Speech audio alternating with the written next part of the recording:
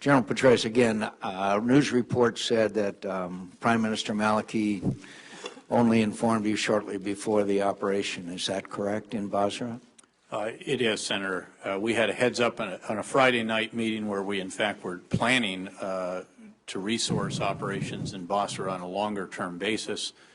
The following Saturday, we had a meeting during which he laid out the plan for that he was going to deploy forces, laid out the objectives, the lines of operations that he was going to operate along, and stated that he was moving there on Friday himself or on Monday himself. And it was not something that you had recommended?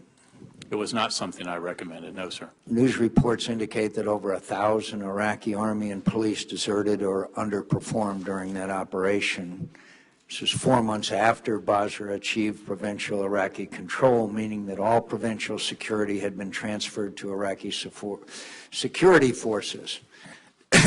What's the lesson that we're to draw from that, with 1,000 Iraqi army and police deserted or underperformed?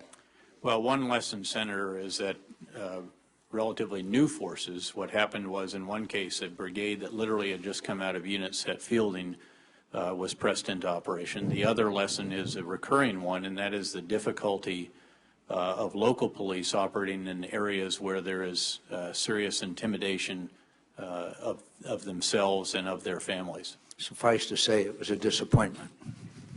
It was, although it is not over yet, Senator. In fact, subsequent to the early days, they then took control of the security at the different ports.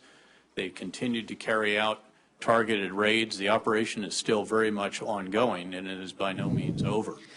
The Green Zone has been attacked in ways that it has not been for a long time, and most of that is coming from elements outside that leave Sadr City or from Sadr City itself.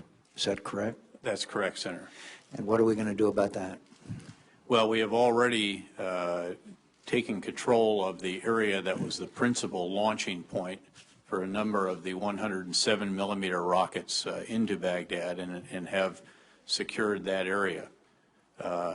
Beyond that, again, Iraqi security forces are going to have to come to grips both politically as well as militarily with the issue of the militia and, more importantly, the special groups.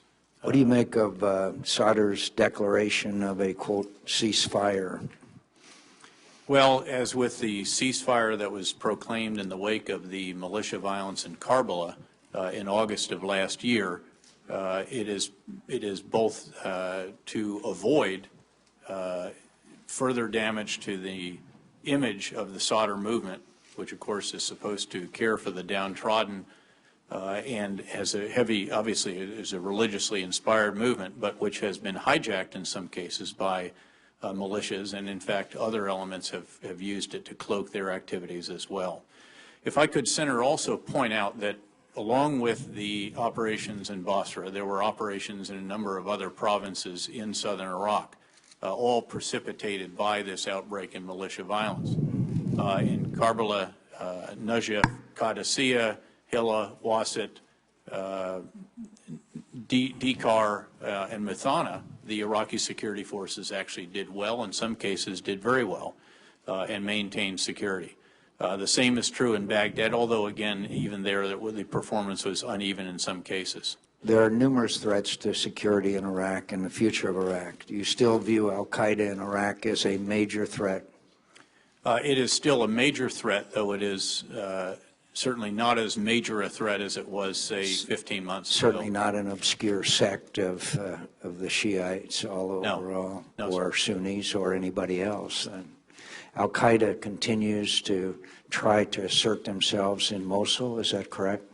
It is, Senator. As you saw on the chart, the area of operation of al-Qaeda has been greatly reduced in terms of controlling areas that it controlled as little as a year and a half ago.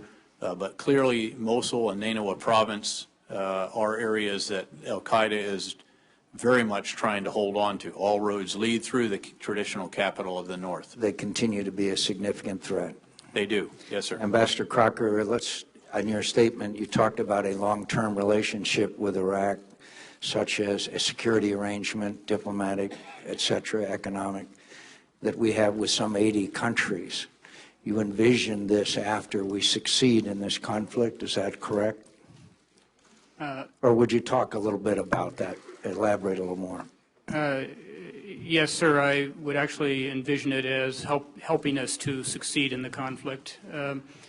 The effort will have two elements. One will be a status of forces agreement. That will be, as I said, approximately like what we have with 80 other countries. It will have some unique aspects to give our forces the authorities to continue operations after the end of 2008. There will also be a broader strategic framework agreement, first called for by the Iraqi leadership last August, and then reflected in the Declaration of Principles that Prime Minister Maliki and President Bush signed in November. This will cover, in addition to security, the political, the economic, the cultural, the whole spectrum of our relations. Thank you. Finally, General Petraeus, Mosul continues to be a battle. Is that correct? It does, Senator. And who are the major adversaries in Mosul? It's a mixed population. The major adversaries are Al-Qaeda, Iraq, Ansar al-Sunnah, Jaish al-Islami, and some related Sunni extremist organizations that all are allies of Al-Qaeda, Iraq. It's once said that Al-Qaeda cannot succeed without control of Baghdad, and they can't survive without control of Mosul. Is that a oversimplification?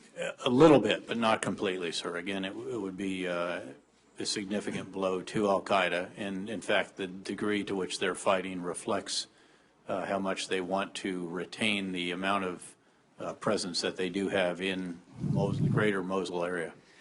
Finally, I hope in response, because my time has expired, we could talk a little bit more about the Iranian threat, particularly their stepped-up support of various elements that are Shiite extremists in Iraq, particularly the role they played in Basra as well as the southern part of the country. I used up my time. I thank you, Mr. Chairman.